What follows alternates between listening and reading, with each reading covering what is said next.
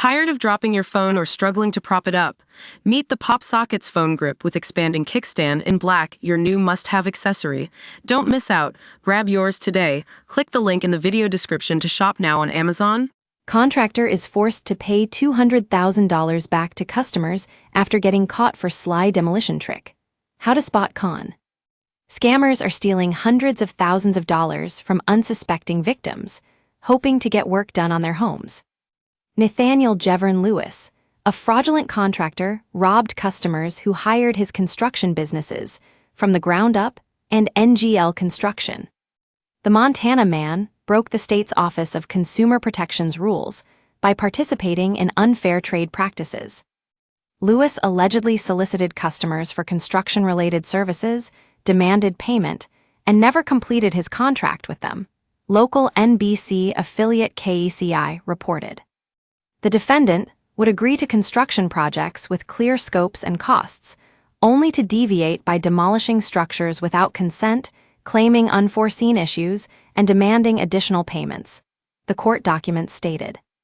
The investigation's bureau chief for the Division of Criminal Investigation said these sorts of scams aren't uncommon in a state like Montana.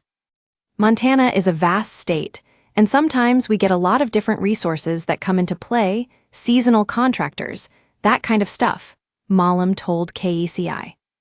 Attorney General Knudson's office has worked hard to try and bridge that gap with consumers because sometimes internally in the state, we don't always have the resources to look at some of these different complaints.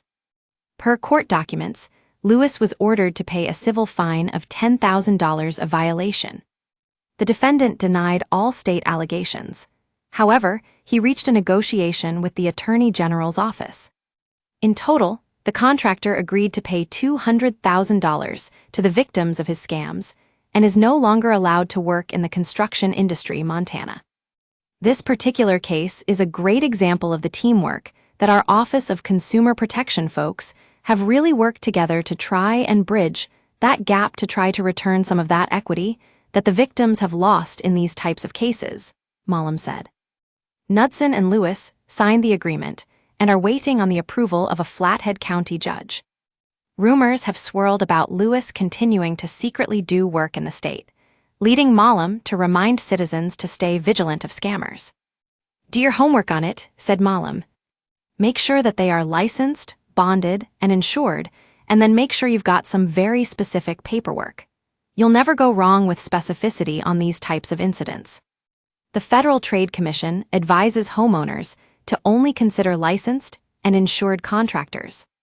Americans can check with their local government to verify a contractor's license and should ask the contractor for proof of insurance.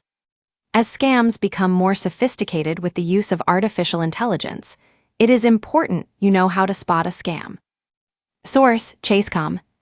Homeowners should also carefully read reviews and get multiple estimates before doing any work to their homes. When a homeowner does decide to go with a specific contractor, it's essential to carefully read over the contract.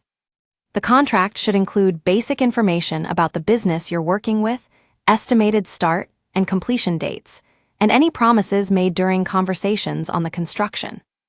The FTC also urges citizens not to pay the full amount up front, and note that some states have a limit on the amount of money a contractor can ask for a payment.